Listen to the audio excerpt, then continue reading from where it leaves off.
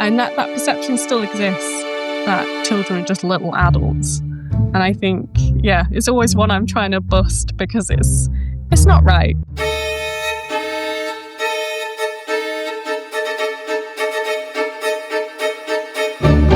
Hello, everybody, and welcome back to the Resurrectionist Podcast. Today, we are joined by Isabel Grimley, a final year PhD student from the University of Bradford. Isabel did her Bachelor of Science in Biological Anthropology from the University of Kent. She has a Master of Science in Archaeology from the University of Sheffield, and she is currently studying the concept of frailty and how it can be applied to child, adolescent, and young adult skeletons from medieval and post-medieval England and the Isle of Man at the University of Bradford. Welcome, Isabel. Hello. Thank you so much for joining us. I feel kind of bad because I have volunteered you to be my test subject, as you are my first interviewee ever. So everybody out there, if this interview's terrible, it's definitely not Isabel's fault. It's my fault. We'll just roll with it. It'll be fine. It'll be fine. We've already said we're just having a chat. Mm-hmm. We're having the banter. Everything's fine. Okay, so I just thought I'd start off by asking you a little bit about your background. Isabel was kind enough to give me a very detailed bio about herself, about her PhD project. I was very appreciative of it all. It made my job so much easier. But while reading through it, I noted that you did your undergrad in bioanth, which to me was very interesting because most of the people I know started in just pure archaeology or pure forensics. So you knew at what age, 17, 18, that this skeleton specifically is what you wanted to do. Can you talk a little bit about that? Yeah, well, I went to Kent to do bioanth because I was really interested in paleoanthropology, actually, like human evolution and skeletons through that sort of avenue. Because when I was at school, we went to see some GCSE Science Live event. I remember it really specifically. And Alice Roberts was there, and she talked about Narukatomi Boy and all of these different things you could learn from the skeleton. And I was like, there's absolutely no way. How has no one told me about this before? I didn't know you could find out all of this information, age, disease, all this stuff. So then when I was thinking about going to university, I was searching through all of the different courses, and you sort of go through the paleontology and that comes up. And then I finally found bioanth at Kent, and other universities, but only a couple at that time offered it. And I was like, yeah, that's it. We'll do that. I'll learn about paleoanth. So that's how I got onto Kent. But then I ended up veering away from paleoanth and just being really interested in paleopathology, and specifically more from archaeological skeletons. So then that got me into the archaeology side of it. So that's when I decided to specialize in archaeological rather than individuals from our very distant past. So that's how that began. Okay, wow, that's really interesting. That actually ties into a different question I was going to ask you way later on, but it works out well now. One of the photos you sent me, which I'm going to be adding to my social media for anyone who's interested, was you giving a talk or a presentation, it looked like, with a plastic skeleton. And I noticed from your social media that you mentioned it was part of a Pint of Science sort of event. So is it like, it seems like outreach and public outreach is important to you and to your work. So can you talk a little bit about that as well and the work you've done? Yeah, massively. And I think, like you said, it stems right from that beginning, whereas like I didn't know anything about this and about osteology, bioarchaeology and things like that. And most people don't. It's getting a bit more, it's more in the public eye now because Alice Roberts again is on TV and other people, and there's forensic stuff going on in documentaries and more people know about it. But I think if you're just a kid going through normal school, or even someone who's had a degree in a career in something completely separate, I like to do outreach both within the university to like college students and primary schools, but also like the pint of science where it could reach the wider community as well. Because no one knows anything about this. And I think it's really interesting to be like, this is all of this information. And usually I'm just telling a little tiny bit of what we can actually find out. And it really blows people away. And I think that's really important. And so I've always obviously done academic conferences, but I've started to get results, really tried to go down these public outreach avenues to be able to spread the word a bit more, especially about children and adolescents, because a lot less is done on those. So, I think it's really important. I want to do a lot more. Yeah, I always felt like it was kind of a funny dichotomy when you're in commercial archaeology, which is what I work in. There's actually quite a lot of people with osteo backgrounds, like master's degrees and whatnot. Obviously, there's not a lot of jobs in it. It's an oversaturated market compared to other specialties. Definitely, I know we're struggling to find zooarchs and we're struggling to find pottery experts, but chuck a stone on a site with 0 skeletons and you'll hit an osteo. Yeah. And yet, when you're out in the real world, like, people don't really know anything about bodies. Like, we don't publicize it when we dig them up because our clients definitely don't want people knowing that fancy new apartment building you're in had a cemetery of 300 medieval skeletons in it or something like that. But I do feel like skeletons are, and like skeletal remains are, one of the things that should probably be presented more because it puts a human face on the past. Yeah. Like, it's fine and all to say like, oh, there's a ring ditch over here, or this is an old Roman villa or something like that. But if you can put nearly a face on it and say, well, here's this 16-year-old boy who had paralysis, which is what I did my master's on, or, you know, something like that, then it's just giving that bit more of a human touch. And I feel like, you know, that's kind of why I started this podcast as well, to be like, look, the past isn't all like numbers and figures and gold coins and other things you don't care about. Like, there were people in the past too, and these are the lives that they lived. Yeah, I think we're also kind of responsible to do a lot of myth busting as well, because we know we have a lot more different information at our disposal than historians and other things that are more in the public eye. And I think, especially with children and stuff like that, I do a lot of myth busting of what was actually happening in the past for people. And I think that's important to make this more representative view of what the past actually was. And I think osteology, bioarch is all really important for that. Definitely. And like you said, it makes it so much more relatable if you can put a human story on it rather than just talking about the material remains. I think people really resonate if you can tell something about someone's life. And I think all of my research goes both population level data, but it also digs down into the individual stories, because I think that's what people relate to more. And I think that allows us to reach many more audiences than just the academics who are looking for the data. So, yes, definitely important. Yeah, I always sort of come back to this quote. I'm not one for quotes normally, but I had to write this one down in my dissertation, and it just sort of stuck with me. It was that I think it's Ian Hodder was saying, putting the people back in the past. And he's not talking from an osteo point of view in that case, but I do think it is part of that. And one of my research interests is medicine and disability in the past.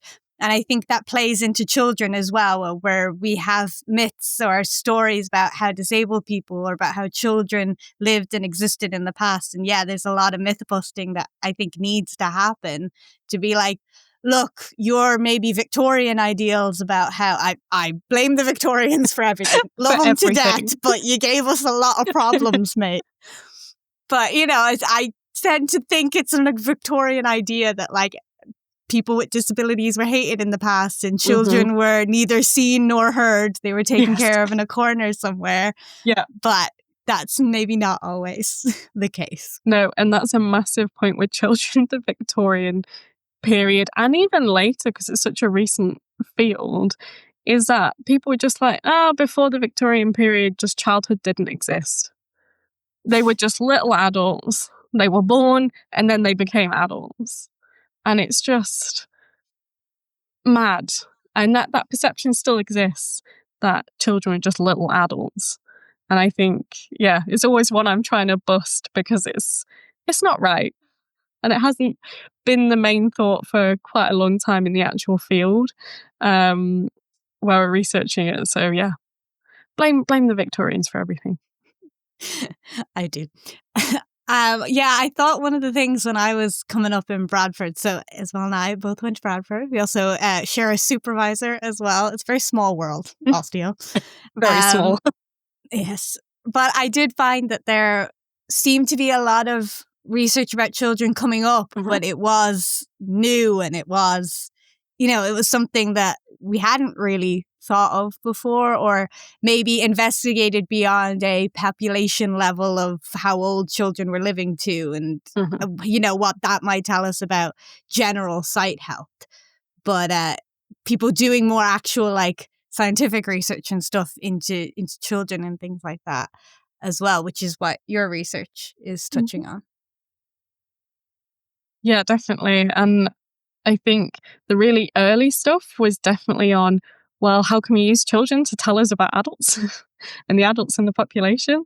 And I think that has swung round a bit more, where we're getting much more, just especially in the past 10, 15 years, much more focus on, well, what can we actually tell about the lives of these children and adolescents that did live during these periods and then died. So it's still an emerging field, I would argue. Okay, so I was wondering if, for our listeners, you could give us a little background into the period that you're researching. So what was medieval, post-medieval England and the Isle of Man like for our poor dear children and young adults? Well, so my PhD is focused all the way through from the early medieval period, so the Anglo-Saxon period, so sort of between the 5th and the 10th century AD in I'm specifically talking about England here, because all my sites from England, apart from a couple I have on the Isle of Man. So England and the Isle of Man. And then I've got, so during that very early period, we'll go sequentially. You've got, it's a very different landscape. Everyone is basically going to be living rurally. Children are going to be involved in the household, and definitely involved in chores, and especially looking after animals and working on the land as soon as they are able, because you need to be able to provide to survive, really, at this point in time, because you're really dependent on the land to survive. This was the time when there was a rise in the rise and spread of Christianity. So beliefs were changing, and this surrounds belief to do with children as well. So baptism and things like that become very important, and into the mid to late medieval period, or that's what I'm terming it. Some people call it the high medieval period, but I tend to group it with the late medieval period as well, because all of these sites just overlap in this section. So I'm like, my sites end up lumped together in this sort of longer but middle period. But this is where you start to get more urbanization. Christianity is very much established and part of daily life. You do in between and at the end of the early medieval period have the Vikings as well. So there's invasion, there's rise and fall of kingdoms, and it's just, to be honest, an absolute mess. It's not very continuous. It's very turbulent. But you would have stayed in that quite rural. Children are, there will be high infant mortality because it's difficult. There's a lot of famines. You're dependent on the land, like I've said. But then over time, it becomes increasingly urban. There may be more access to medical care as there's more people in one area. But that also means we're getting more overcrowding and more likely spread of disease. So that's how basically we're moving into the post-medieval period, where the majority is urbanized, at least with towns, and then into cities. And most of the cities, obviously, we have now developed during the medieval period and prospered in the post-medieval period. So this goes all the way up into the 19th century. Well, that's where I'm looking at, 20th century. whatever. And that's where you get these massive increases in urbanization, you get the flourishing of factories and pollution during industrialization. And this is where things get really difficult for children and bringing up children. And a lot of things change, and we see massive increases in rickets, which is vitamin D deficiency, because of lack of exposure to sunlight. So we know a lot of children were stuck in factories during the period of industrialization, massive child labour workforce. And that would have been very different to the child labour that you see in the earlier periods, which would have just been accepted rites of transition, which you're able to do things, you can do things and help out. It becomes very much more systemic and systematic in the post-medieval period. And also massive overcrowding, unsanitary conditions lead to a lot of disease. And basically, it's very hard to grow up. By the end It doesn't of it. sound like a jolly old time.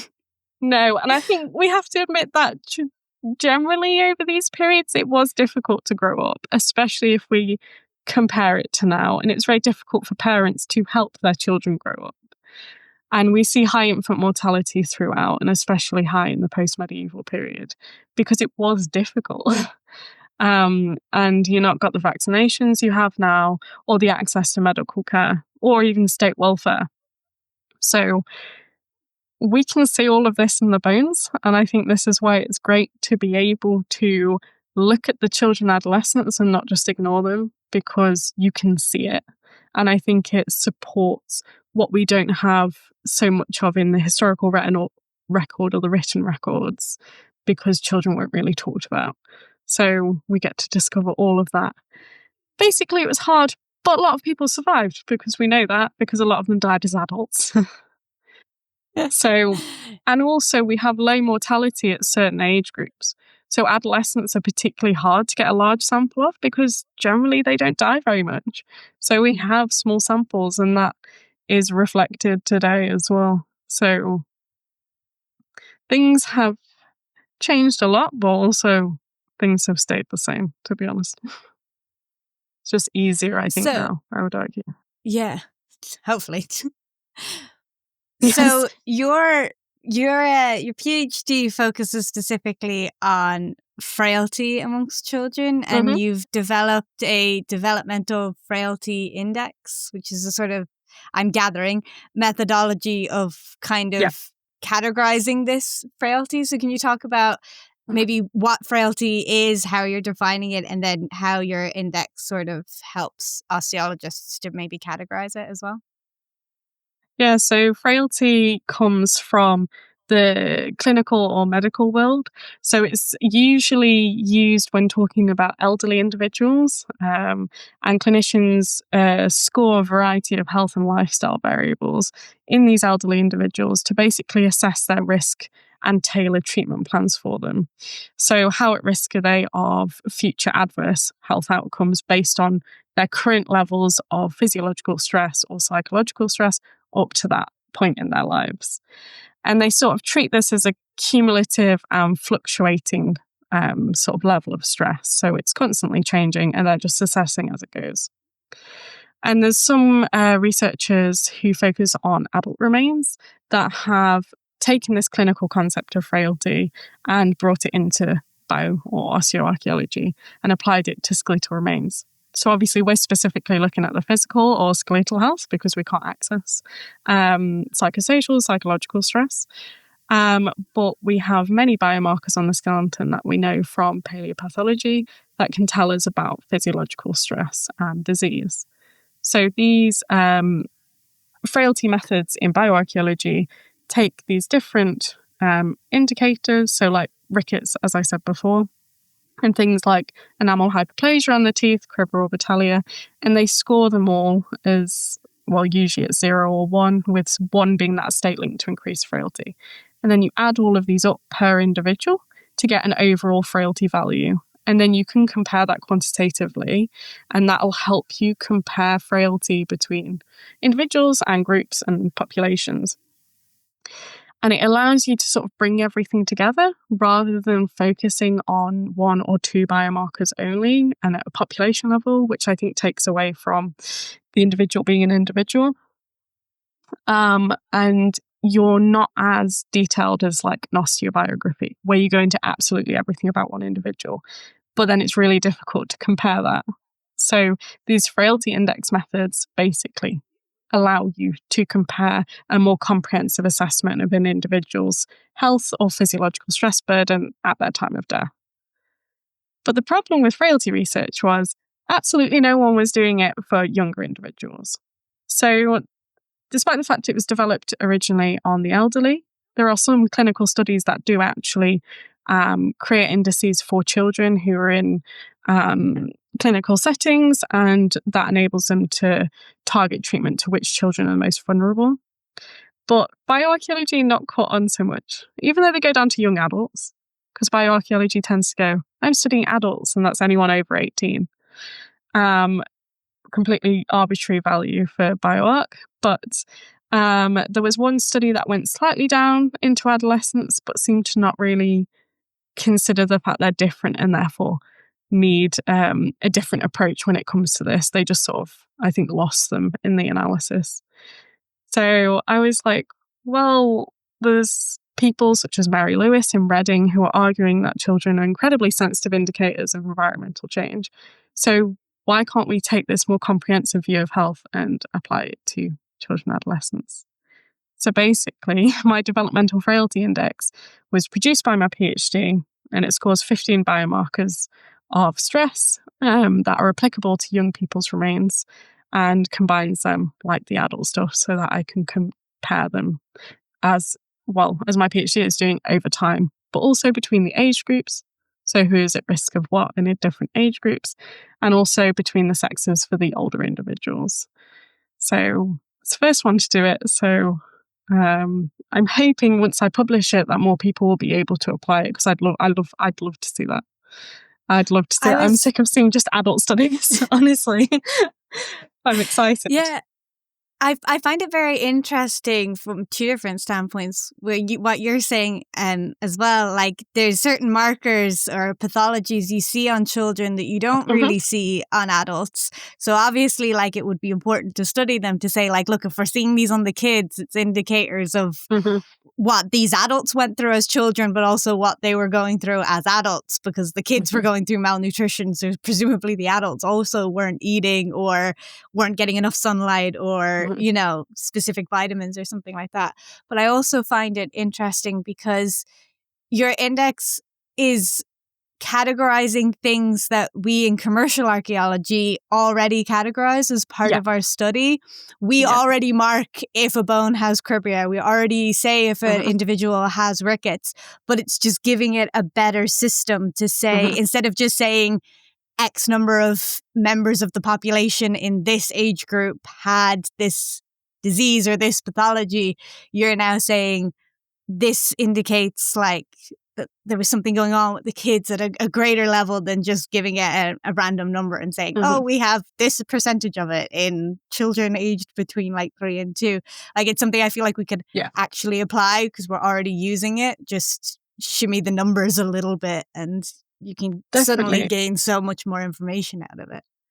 Yeah, definitely. And I think these indexes or indices are very flexible, dependent on the context you've got and how you want to compare it and what you want to compare it to. So the biggest point my index is 15 variables, but my results are ongoing, so I'm in the depths of data analysis. We'll forgive you for not spilling all the tea on this one, don't worry. But I'm working on, in certain scenarios, what is the best sort of version of this DFI, I call it, is. So 15 biomarkers, no one's going to find that on every skeleton. It would need everyone to be like over 80% complete. And it's not, especially with younger people. And I'm testing all different types to see where do they reliably sort of show the same patterns. So that you can have maybe a 6 biomarker one instead, and then you'll have many more individuals you can include in that. And also a lot of the indicators are on the skull, so it really limits you if you don't have a skull.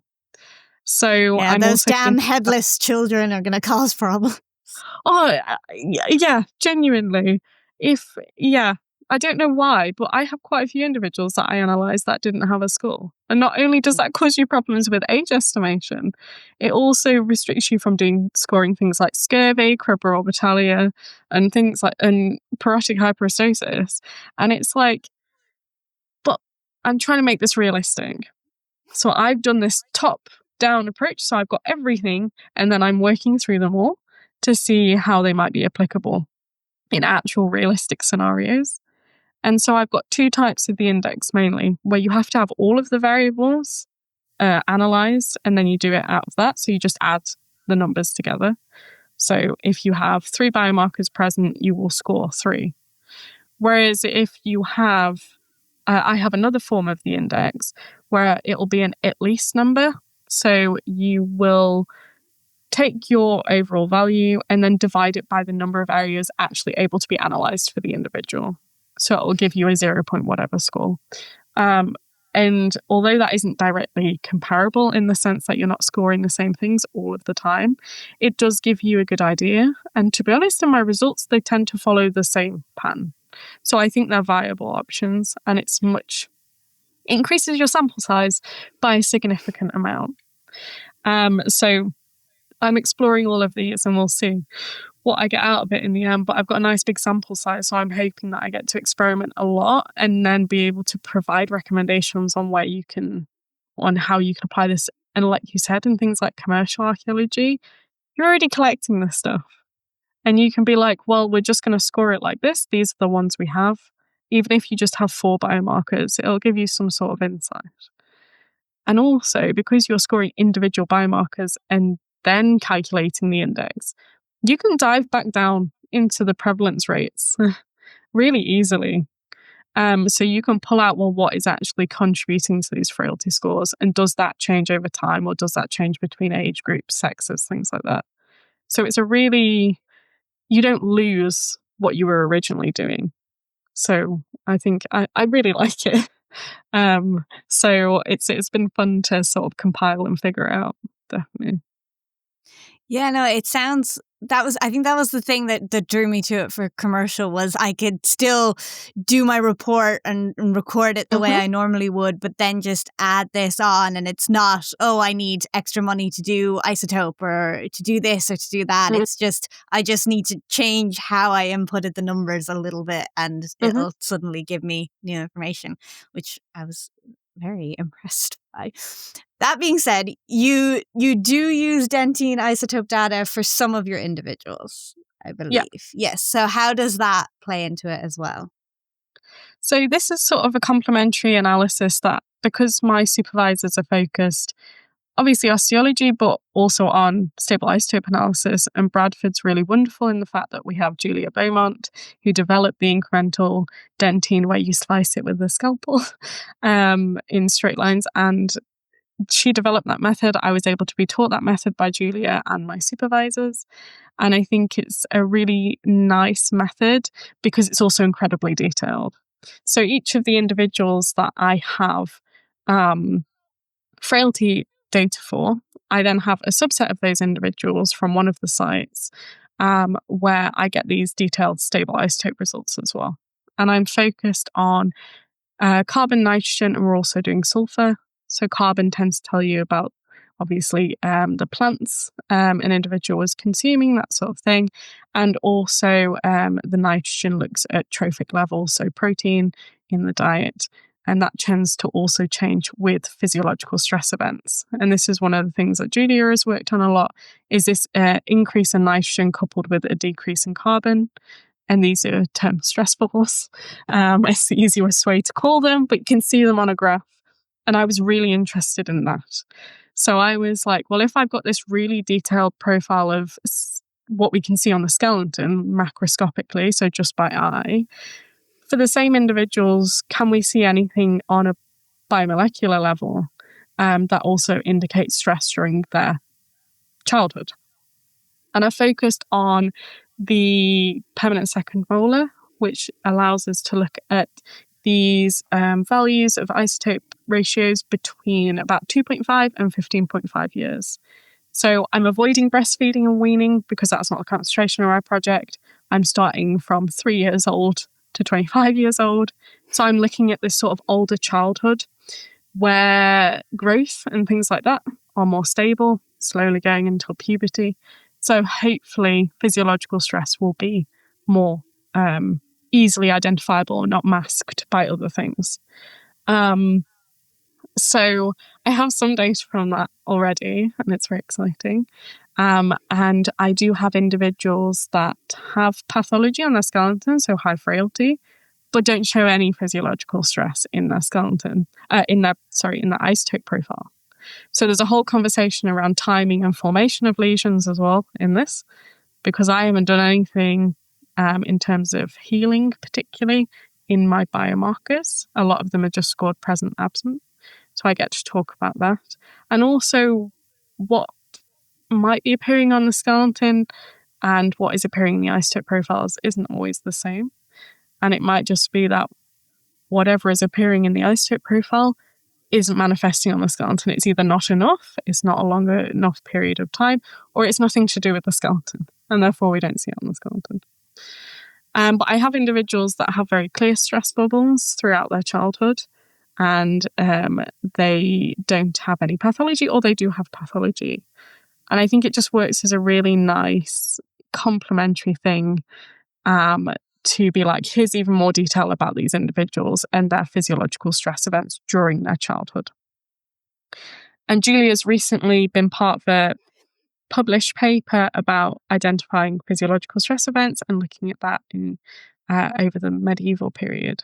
So I also have that. So it's going to be a lot of comparison over time between the age groups, between the sexes, in terms of whether they show high frailty and also whether they show physiological stress events in their childhood period from there too.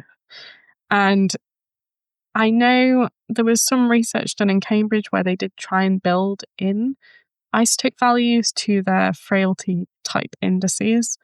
But the problem is you have to set an arbitrary value to be like, so they were doing it in adult skeletons looking at childhood diet, and they were like under a certain level of nitrogen, then that would score a 1 and it would be included in the index like that.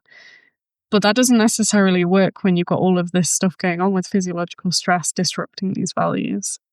So I think there's some argument that you could score physiological stress as a 1 and you could include that in the index. So this is sort of a pilot of how this can be used alongside frailty analysis to explore individual profiles, yes, but also how it can add to frailty analysis in general. So I'm excited. Yeah, it's exciting. It's more exciting than I expected. I'm more of an osteologist. It sounds very exciting. I was just wondering, you saying that some of the skeletons or the individuals who are showing pathology but aren't showing anything in the incremental dentine, is that possibly related to age? Like the pathology is coming from this weaning period and therefore that's why it's not showing up in the age range that you're using for the dentine? Yeah, and I think that's one of the really interesting conversations about this is, yes, we can see all of this on the skeleton, but actually when we look in the incremental, we can't see it. And we haven't got enough research on the timing or formation of lesions. Like Cribber will tell you, we might go, oh, it's sort of early childhood-ish, or other ones where it's like maybe up to this point, but I think it's really important to consider that. And we can do some of it with enamel hyperplasia while recording where the hyperplastic lesions are, so you can compare it. So with a lot of, when I'm breaking down these profiles, I'm looking at the indicators I've got in individuals that have high frailty and also physiological stress events to see if they line up the physiological stress events. But 100%, I'm missing some of it because a lot of these teeth to get the M2 are coming from the older individuals as well. So a lot of the new bone formation, infection, things like that is likely to be within, well, it could even be within a couple of months before death if it's active formation. So my tooth from at least 5 years previous, it probably isn't going to show that. But it might show that they were more susceptible in their adulthood if they were particularly stressed in their childhood, even if we can't see the lesions in their adult skeleton. So there needs to be more studies where we directly compare biomarkers of stress or lesions on the skeleton and isotope results, because we're completely interpreting both of them in isolation when I think they could work really well together. And there's a few studies doing that, and I think it's going to be more important going forward to get a better picture of everything, because diet is so influential on some of the biomarkers we analyze in the skeleton anyway. So the dietary stress and the dietary composition is really important for our understanding of the skeletal health anyway, and what people were susceptible to. Yeah, I find it interesting because I feel like sometimes you end up falling in the trap with pathology of like listing the pathologies that an individual has potentially, and then not really seeing them as individual events spread out over a lifetime, but as like, oh, they broke a leg and had malnutrition and had this and had that, and you don't really see it as, well, they had malnutrition in childhood and therefore maybe that made them more susceptible to breaking their leg later in life, which then led to something else that they've got later on.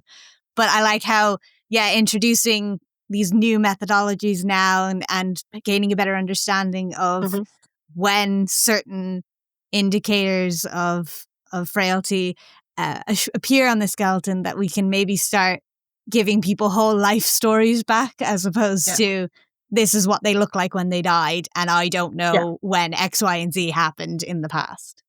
Yeah, it increases that temporal depth massively. And like I said, allows you to talk about susceptibility to things in adulthood, where people being more frail lead to their early mortality. And I think it's really interesting. So one of the reasons I go up to 25, so into the young adult bracket, even though I'm mainly focused on the children and adolescents, is because, well, one, I do puberty analysis, and that can extend into the early 20s, especially if individuals are particularly delayed. But also because it allows me to look at this non-survivor versus survivor hypothesis type thing. So I have survivors that reached adulthood, even though it was just young adulthood. But then I have those that are termed non-survivors, which are all of those individuals that died as children and adolescents in the times that they shouldn't have died. So I get to compare that as well. So with the teeth, I have some from older children, adolescents, and young adults. So although I have a small subset for this, it allows me to start to explore that as well.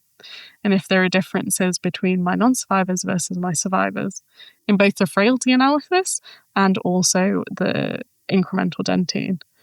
And I think that'll be interesting.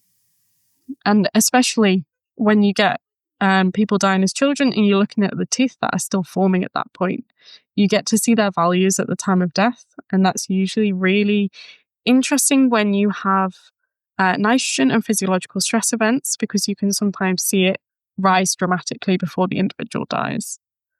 So they were probably particularly stressed. And if that ties in with a high level of pathology and high frailty, they were not going to live. They were highly susceptible to early mortality. And I think that is very it's very interesting to be able to combine these methods to say more about why these people died when they shouldn't have died.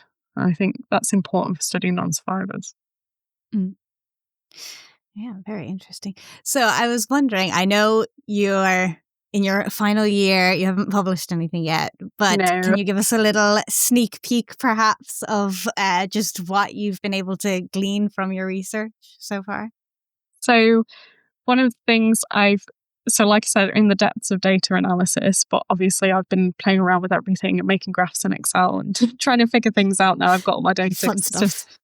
You spend so long looking at skeletons, and then actually getting the data out is really, you're like, okay, this is interesting now. This is more interesting. And so one of the things I found that was really interesting, and I'm going to be presenting at Babio conference this month, actually, coming up. Oh, exciting. I'll see you online then. I will be sat in my office, but I will see you there. But yes, so I'm presenting some of the preliminary results of what I've got for a 12 biomarker developmental frailty index. So this excludes measurements and puberty because that decreases my sample size dramatically. And I'm looking at a very specific question for this.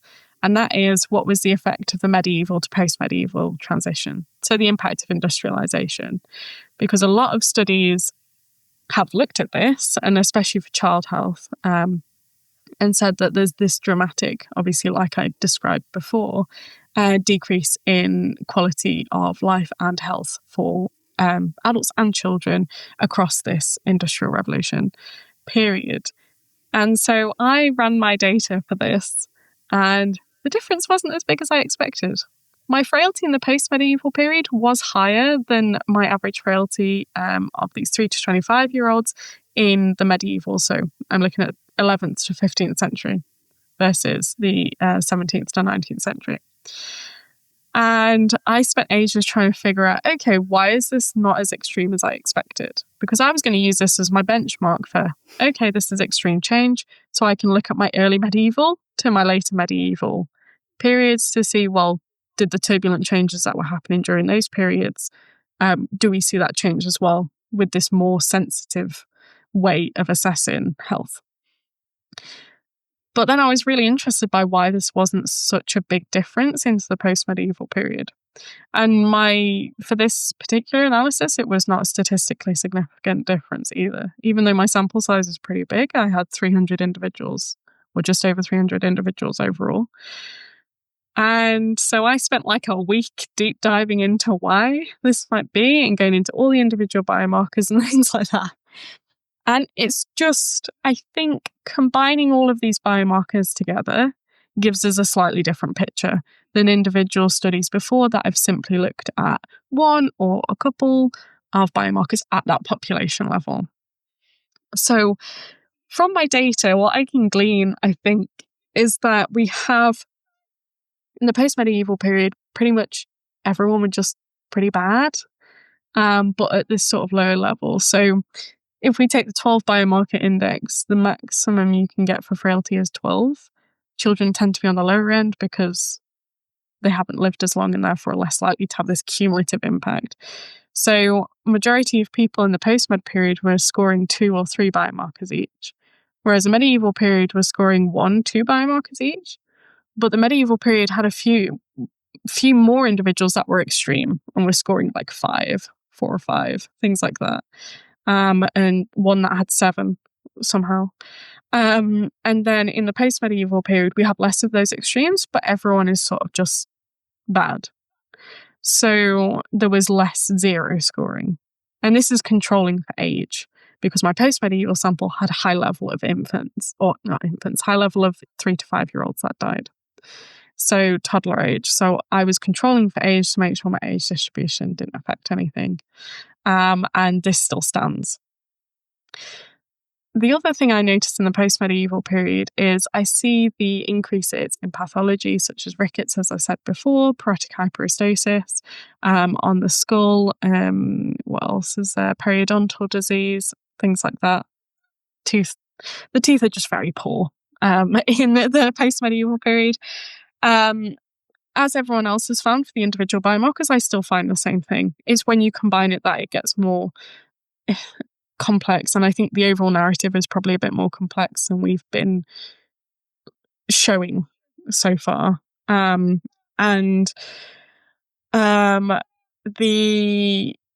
biomarkers I'm seeing in the post-medieval period are also appearing at a younger age than for the medieval individuals. So in the medieval individuals, the older adolescents, young adults will have the most, and they will only have, the youngest individuals will only have certain biomarkers. But in the post-medieval period, you're seeing the full range from much earlier on. So they're either being exposed to more stresses that will cause that, or the alternative is they do have access to some potentially better medical care, and this means that they were able to survive that stressor long enough for it to be imprinted on their skeleton. So it's a really awkward conversation around frailty versus resilience. So am I looking at individuals that are in good health, as in they've been able to fight these things that have made them look more frail by the time they've died? Or am I looking at individuals that are particularly susceptible? So those individuals in the medieval period that have lower scores might just not have been able to survive and therefore have died with less on their skeleton. So it's very complicated. And I think you only get to see these complications when you're looking at this detailed analysis for each individual. Whereas I think doing single ones simplifies it a lot. So I'm excited to talk about that more. And I think it's going to be a bigger part of my thesis than I originally thought. So I think it's got implications for how we're studying health, and dependent on what type of questions you're asking, what you should be using, really. But yes. Yeah, I'm always mentioning to my listeners when I'm talking about different cases or different sites, the kind of paradox of osteology, that like the sicker an individual looks, it actually means that they were a lot healthier because they lived that long.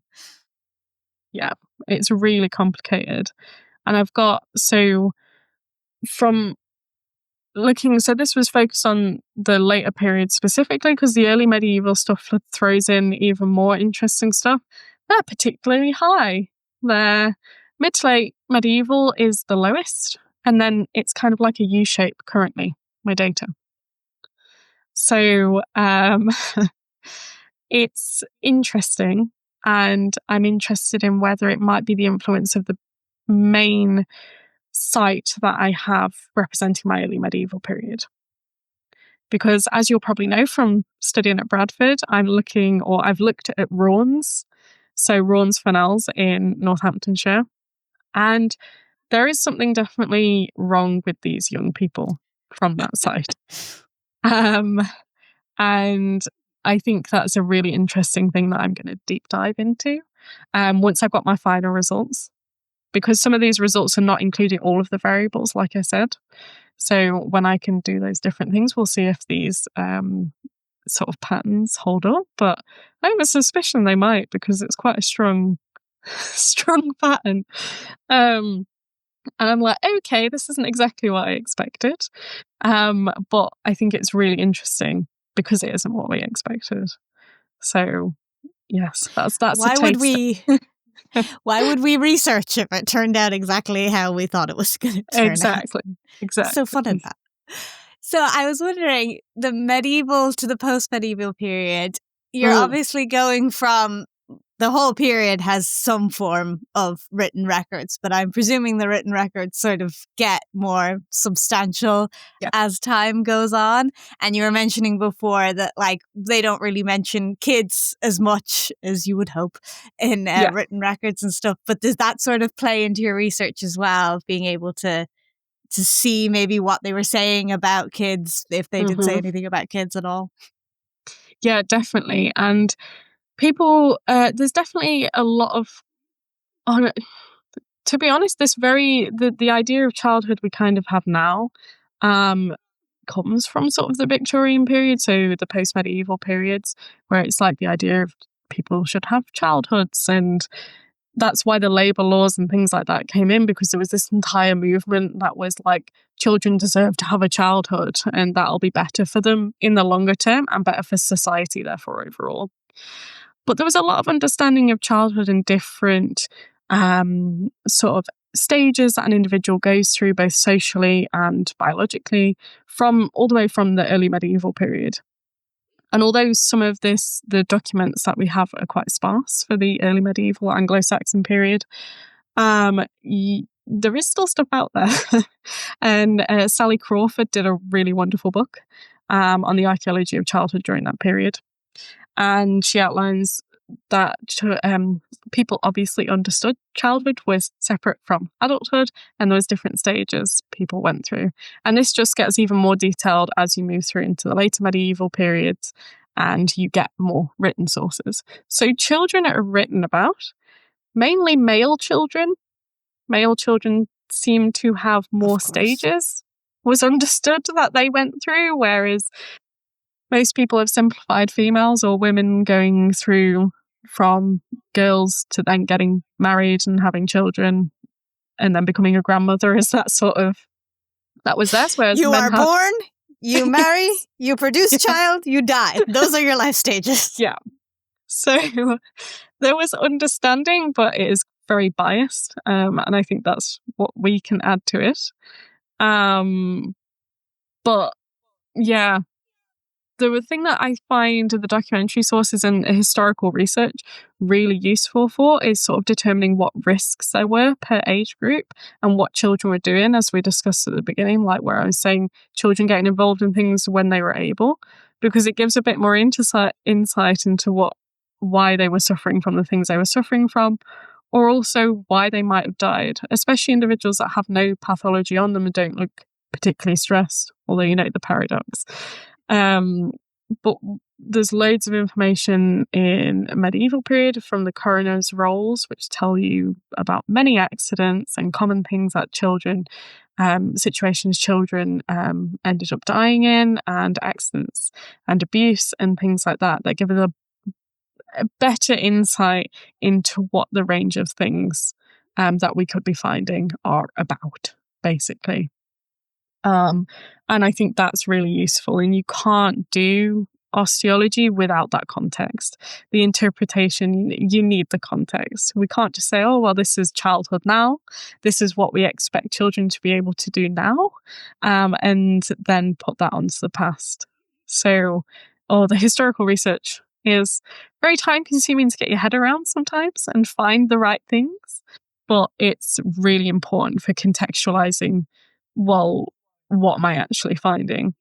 And I think that helped me contextualize a bit the idea of this. It just seems on average, is very hard during the industrial period and post-industrial period for children, versus like it was hard before as well. And there was some extremes of what we were seeing, but on average, the frailty was lower. And I think that helps me contextualize. But yeah, there's more research than you think out there once you actually sort of like go down that rabbit hole. And people in the past definitely knew a lot more than people think they did today. So yeah, very important. I can't imagine doing it for such a broad selection of history as well. Like when I was doing my master's, it was like 1 to 2 centuries in the Roman British period, and I was still like, I could have done 3 more months of just like getting my head around that because I needed the context for my dissertation. I can't imagine it for like early med to post med periods. Like it must be a lot. So I wanted to ask you as well, you were a part of the Be Frail webinar series. I'm afraid I actually missed your talk. I was signed up for it, but I missed it. But you were talking about the ethical implications of applying frailty to children. So what was that about? Mm-hmm. So that was basically, it is going to come out at some point as a recording, because I've approved the recording. So hopefully it'll be up on YouTube or something. So you'll be able to catch it post. If I find it, I will add it to the description of the episode. If not, I'll if they tell me first, I'll send it to you and then you can add it in. Perfect. But basically, that was me just having kind of a chat like this about what I'd found and sort of come across and had to consider while doing the PhD. So that was me at the end of my data collection putting everything together, like to develop that methodology and then apply it. What did I come across that was very different compared to studying adult remains? Because a lot of the ethical considerations are heightened with children's remains and are worthy of different considerations. So I talked about the things that, well, what do we actually have in terms of non-adult remains? And that includes like preservation bias, excavation bias. We tend to have less non-adult remains because of various different reasons than adult remains. That limits our interpretations and our sample sizes and things like that.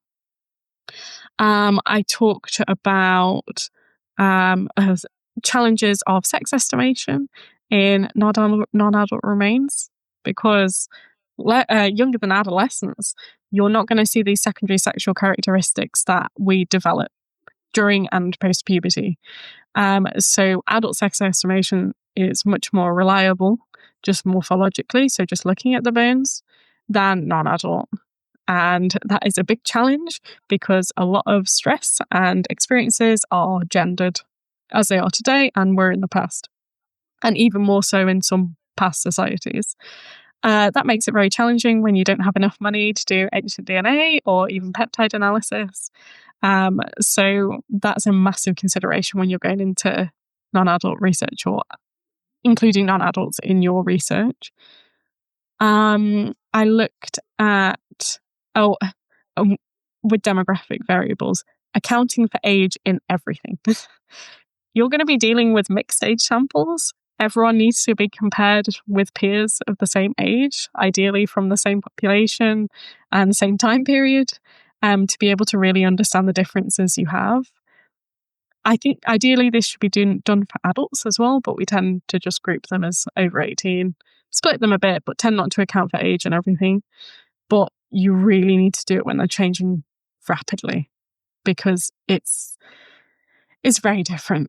So there's a lot of stuff like looking at stature or just long bone length. You're going to want to account for age. So plot everything against age at death, and then you're looking at things like short for age or short stature for age, rather than just short stature overall, because everyone's still growing. So all children are short compared to adults. Crazy. Genuinely, in one of the Frailty papers for adults where they include adolescents, there is no description in their paper about how they adapted their stature variable for it. It was just the same as less than whatever centimeters. And I'm like, that's going to make everyone who's an adolescent, because they went down to 13, they were I think they must have excluded them to do that, because otherwise it would just be all the adolescents. And that's one of, I think it's our ethical responsibility to be very detailed and be like, okay, we can't just take adult methods and put them onto the non-adult remains or the research we're doing with non-adults, because it just doesn't work. You have to be very detailed and considerate in your development of your research project if you're including non-adults, because they are very different. And I think otherwise they just get lost. So yeah, accounting for age is absolutely everything. And then also, like I was saying, it tends to be ethical considerations and people's reactions tend to be quite heightened. So you have to be very careful when doing things like public outreach, especially in that you're not sensationalizing this and you're aware that people may have more emotive reactions to children's remains because these are individuals that shouldn't be dying. And also, I think, like you said before, children are very, or human skeletal remains are very relatable compared to other things we find in archaeology. And I think children even more so, because we all either have children around us, and also we were children. So they're even more relatable, I think. And people don't like to see death because it's sad, and I think that stops a lot of people from talking about them. But when you actually ask people, they want to know more about it, and I think we should do it, but you have to be very careful on how you do it and avoid making it some spectacle, especially when you're talking about pathology and disease in childhood. But yeah, so that webinar was just me chatting about all these things that I've come across, because there's no just manual for these things. You kind of have to figure out, well, what do I actually have? How do I interpret this? And then how do I share this stuff? Because you sort of just have to figure it out as you go along. There's more coming out though. A lot more coming out. I think that was just kind of why I was interested, is that, how do the ethics of children's or juvenile individual remains sort of differ from adult remains, and what are the considerations you need to give to each sort of group individually? Mm-hmm. Yes. So this has been so fascinating. I could probably talk to you all day about this, but I will have to let you go at some point, sadly. Is there anything else about your research that we haven't touched on that you'd like people to know? I'd say maybe, I mean, I started this on my master's, so I'm always a massive advocate for doing puberty analysis. And I think we should be doing more of that as standard archaeological data collection. Although I don't want to be adding more to your plate as a commercial archaeologist. I'll take it. But yeah, puberty analysis would be great because I think we just need more numbers to strengthen it. And that's one of the reasons I included it in my index. So I've included delayed puberty in my index, and I've therefore collated a lot of puberty data. And I think that's puberty and the study of adolescence is a really interesting topic that we definitely need more of. So not just the very youngest individuals, because there's a lot of research now on infant remains. And if anyone wants to take up the torch on frailty index methodology for individuals under the age of 3, I would be happy to pass on my wisdom, but they are very complicated, but a very interesting group to study. And I think so adolescents and infants are a really interesting path forward for this area. Now, I don't want to open up a can of worms, but I am quite ignorant actually on puberty in osteology. So could you give me a little a cliff notes on what that is? Because it sounds very interesting, but I have no idea. Yeah, so basically, because puberty is the process of maturation. So we know it is what we see externally, but it is very closely linked to your skeletal development, which is why at the end of or during puberty, you have a growth spurt. That's your bones growing dramatically quickly. And then once puberty finishes, they stop and they fuse. So puberty is completely linked to growth and development.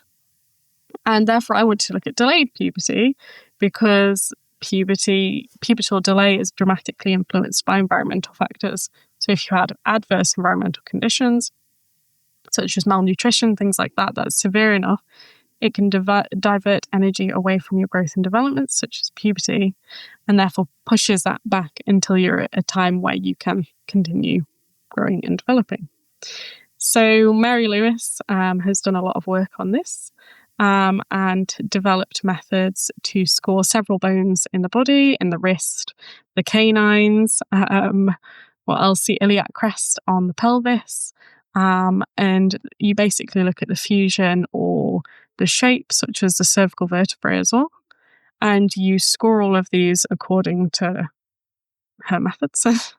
And then these are all lined up with pubertal stages. So all the way through pre-puberty, initiation, acceleration, peak height velocity, which is that growth spurt time, deceleration, maturation, and then completion and post-puberty time. And you can put individuals into these categories.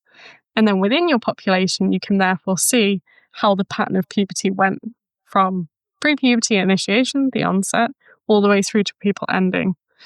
And we tend to see in archaeological populations that being quite drawn out and prolonged in comparison to modern populations. And this was likely because of the stressful environments they were living in.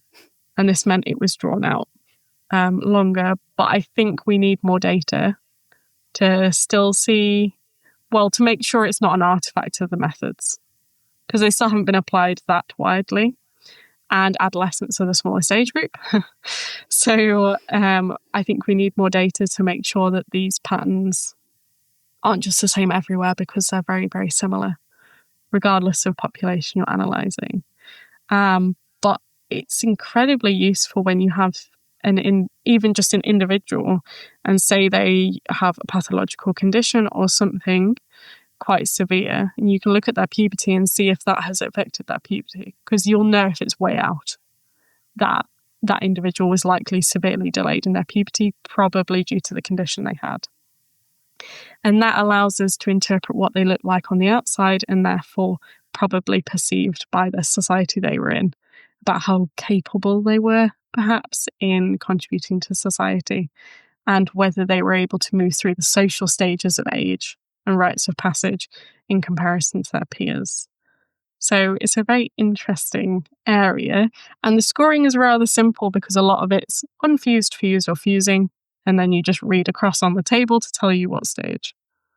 So you've now given me a new rabbit hole to fall down. And I'm now like, why didn't I know this when I was doing my master's? This would have been really interesting to apply to my individual, especially you talking about like how they, like what social like level they would have been at based on like how they were perceived. I'm like, oh man, like I want to go back. I want to redo my master's. I got a section I got to add. Exactly.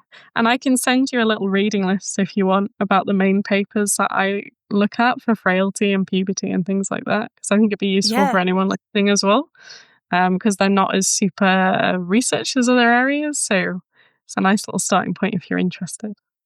It's very interesting. Yes. And I will provide that with the episode description and everything as well for anyone else who's interested. You also have a few upcoming publications, which we will be adding into the description as well, so that when they go live, everyone else can fall down a rabbit hole with me on your research. Very interesting. I do have one more very random question, not about your PhD topic, but I did notice when I was reading through your very detailed bio that when you were doing your master's in Sheffield, it was around the time that they'd announced that the Department of Archaeology was closing down.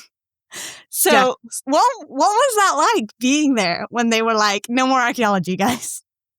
Honestly, so that was the exact year I was doing the master's, and it was COVID as well. So it was, and I really loved Sheffield and the people there, and I still work with Lizzie, because you'll see Lizzie Craig-Atkins, because you'll see one of the publications in prep is my master's research with Lizzie, and they're really wonderful people at Sheffield. And it was just like, I mean, yeah, it's just disappointing because there's world-class research going on there, and they're incredible at training the next generation of everything: osteologists, archaeobotanists, zooarchaeologists, definitely. And it didn't affect me very much at the time, apart from the fact we did protest, and I was student rep at the time for the course. So yes, there was definitely much opposition from us as students, with the staff as well, to the closure. But as is the case with big business, as universities now are, we are not listened to as much. It is more profit margins more important, and archaeology at university is never really going to be profitable because we always have labs and expensive things in our training. So I think it was a really stressful and difficult time for everyone, and I feel for the colleagues at Sheffield because it is just getting more stressful for them, and they're moving collections. And that always worries me about osteology because we have large collections, and the same with zooarchaeology and things like that. And we have ethical responsibility and stewardship for these remains. And it's very difficult when they get underfunded because what's going to happen to them? And I think that was a really difficult thing, and is probably still a very difficult thing for everyone to get their heads around. And I was lucky enough to go back to Sheffield to study one of the collections for my PhD. And I was very grateful for that opportunity, and they have a wonderful collection. So we'll see how things go, but it's incredibly stressful, and I don't think it's in the country or the world's or for the world's benefit for them doing this. But I think it's going to happen at most universities, unfortunately. So we'll see how the landscape changes, I think, over the next year or next 10 years, I reckon, and see what happens. But I hope that it gains favour again and people realise just how important it is. But we'll have to see, I think. Just keep protesting. Yes.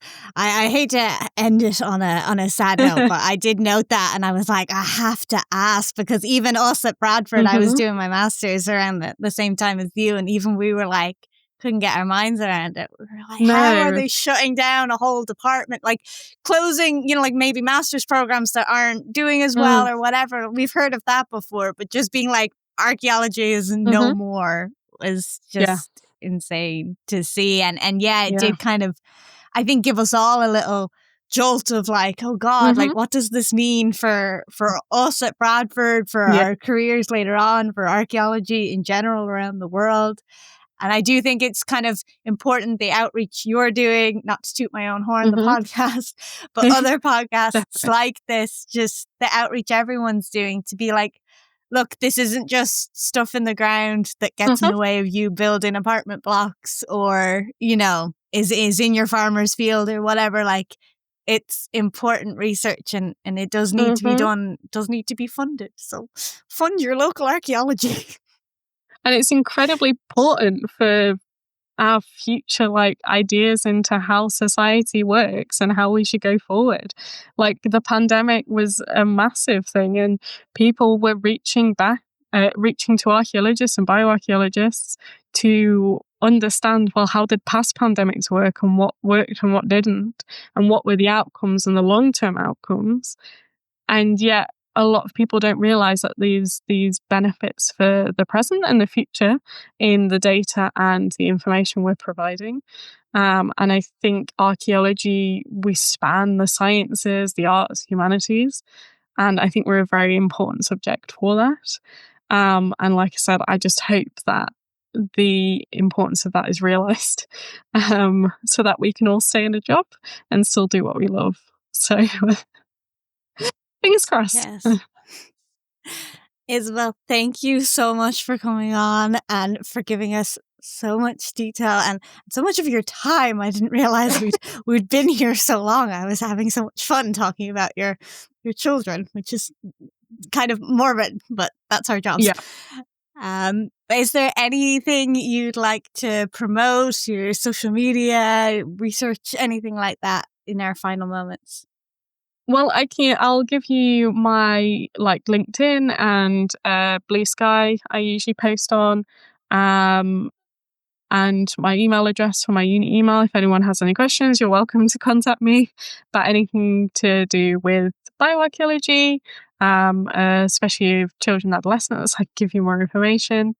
But yeah, follow Blue Sky is probably the best for any talks or events I attend or go to if you're interested in learning more. So I'll send that on. Thank you so much, Isabel. All of that will be linked in the description below the episode. Thank you for coming on, for being my test subject as well. I think this went well. Good job. Yes, thank you very much for having me. Thank you. And thank you, everybody, for listening. I hope you enjoyed. Like I said, Isabel's LinkedIn, Blue Sky's email will all be in the description. So please reach out if you have any more questions for her. Thank you all for listening, and I will see you next week. Bye, guys. Bye.